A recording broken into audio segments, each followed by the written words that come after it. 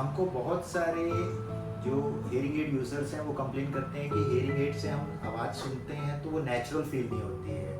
मतलब आवाज़ तो अच्छी आती है, सब हम समझ भी जाते हैं, लेकिन एक रियल टच नहीं आता है उसमें, कि लगता है कि थोड़ा जैसे माइक के थ्रू सुन रहे हैं या थोड़ा सा अननेचुरल फील आता है।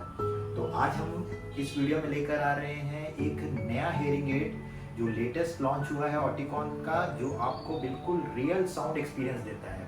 और इस हेयरिंग एड का नाम है ऑटिकॉन रियल मिनी राइटी।